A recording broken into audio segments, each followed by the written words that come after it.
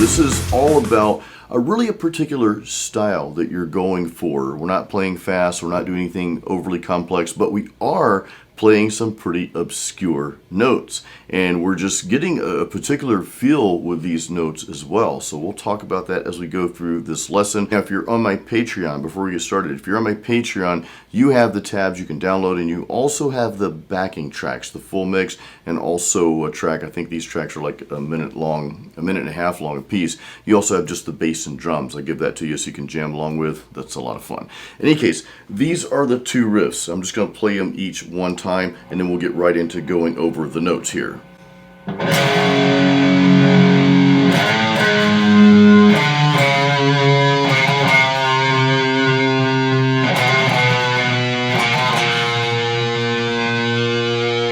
This is the second riff. So basically you would play that twice and it goes right into this next part here.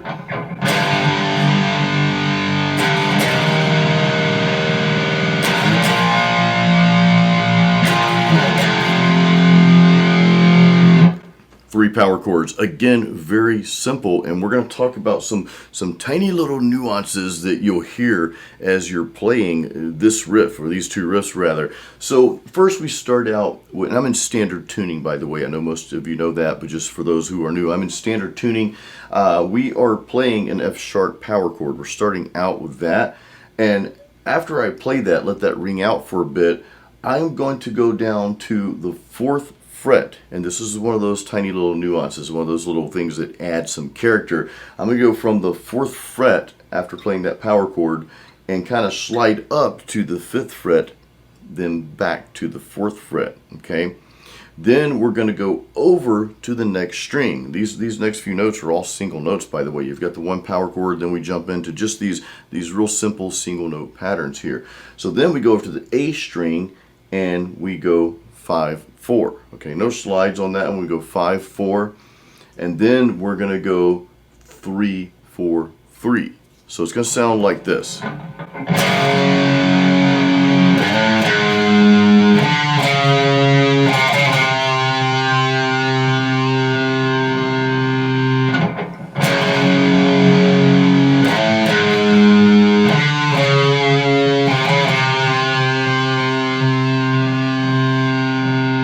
Really dark and sinister, and we get into some pretty cool obscure notes, right? And of course you heard the full mix earlier when you add the bass and drums, and of course the vocals. I'll let you hear the vocals towards the end as well. It really gives you kind of a creepy feeling, so it's kind of cool that way. Now, one thing I want to go back to real quick, you know, we do that slide. I said I slide from the 4th fret, this part right here.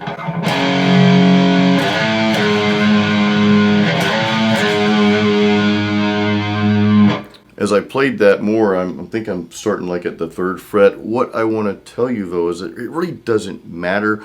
What we're doing is just capturing a slide effect. I don't want you to think about trying to be overly technical, okay, here, because honestly it doesn't matter. We're just getting a little slide in, and it's just not to play the regular note. I want you to listen to the difference real quick before we move on. If I were to just to play the notes as opposed to doing the slide.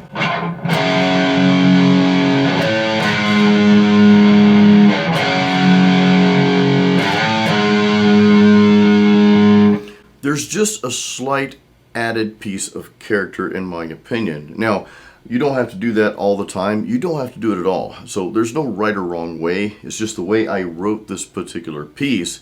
I don't know, I felt like doing a slide. We're going to do another tiny little slide coming up, okay? But I throw things like that in, not because it needs it, not because I have to or I should or shouldn't. Really just because that's what I'm hearing as you're going through this, as I was writing this, right? So I want you to think about this, guys. I want you to think about, as you're writing a song, just think about what could give this a little bit more character, or does it even need more character, okay? You don't always have to add something, but sometimes you might feel like, you know, if there's something else I could do, maybe that would just kind of give me, I don't know, just give me something else that I'm looking for, right? So these little slides, okay, that can really add to the riff. Just throw them in here and there. So now let's play through this and get to the next part, and we'll go through the notes in this next part here.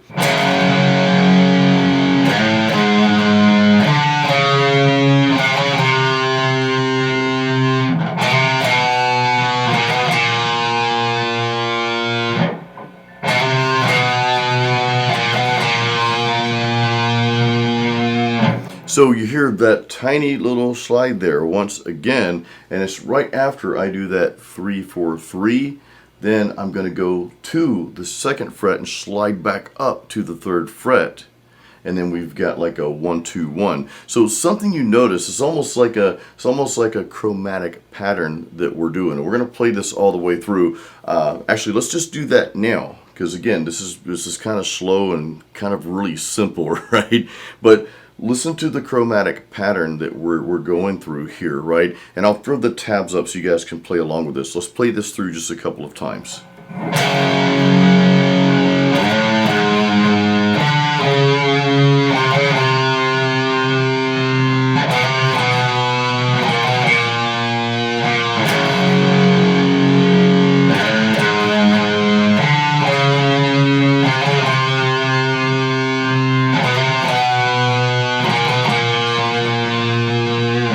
That kind of adds a creepy element to the song there, to the riff, that little chromatic thing that we're doing. Just, going, down the neck, 1 fret at a time, doing a few little different things, and not a whole lot. But again, when you think about this, when you're writing riffs, is don't think just about the riff itself, okay? Think about when you add the other elements into it, right? The bass, okay? The drums, the vocals. What style of vocals do you want during this part of the song? So think about all these things and allow yourself the freedom. I know I say this a lot. Allow yourself the freedom to write riffs or even change riffs after the fact so that they complement the song. If you listen to some of the coolest riffs and memorable riffs going way back to the Black Sabbath days, I mean, a lot of their stuff wasn't really overly complex at all, but it was memorable and it was cool, and it was just, they just had that element to it, right? So that said, let's move on to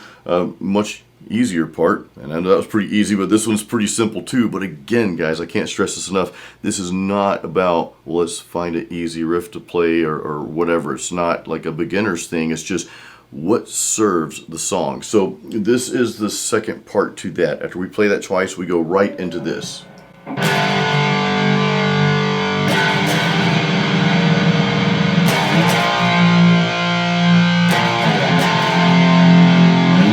Now, what's cool, and you probably noticed this, is the other riff started with an F sharp, okay, F sharp power chord there.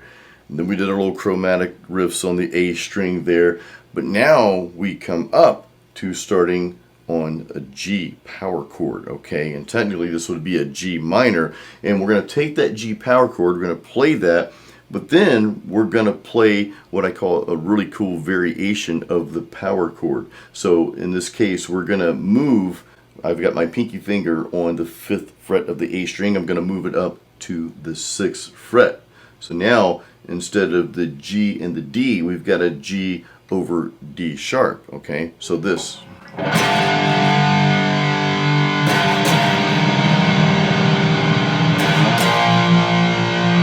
And then we just move up to a B flat power chord, and then finally we're going to end on the F power chord. So let's play that through real quick.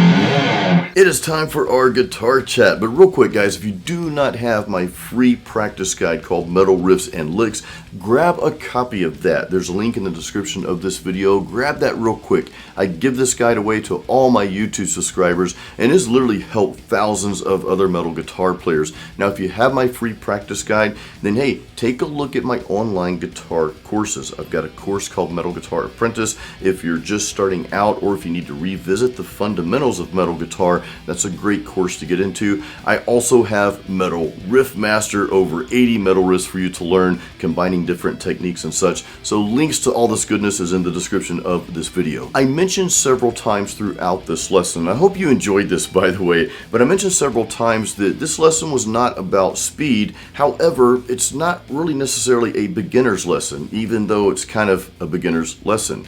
but not really. I know that makes no sense, but it all goes back to really just writing in a way that serves the song and gives you the feel that you're trying to capture when you're writing your own riffs. You know, I encourage you strongly to write your own riffs. Sure, you can learn riffs all day from metal bands like Maiden, Metallica, Amon Amarth, Slayer, whatever, just fill in the blank, right? And that's great to do. Crap, I remember, learning the Master of Puppets riffs when I was just starting out. This is way back in probably 1990 was around the time I was learning that stuff, because towards the end of '89, I was just picking up guitar. I think I only had an acoustic at that point. But in any case, look, learning riffs is great. I'm not discouraging you from doing that, but I strongly encourage you to take those riffs that you're learning, take the concepts, even the ones in this video, and then start expanding on them and start coming up with your own riffs. That's like the most empowering thing you can do as a metal guitar player, or really any guitar player. Hey, if you're playing jazz, start writing your own jazz riffs. The song, the one you just learned, so this is called The Damned. So check this out. This is the actual part of the song with vocals that you just learned. So let's play it real quick.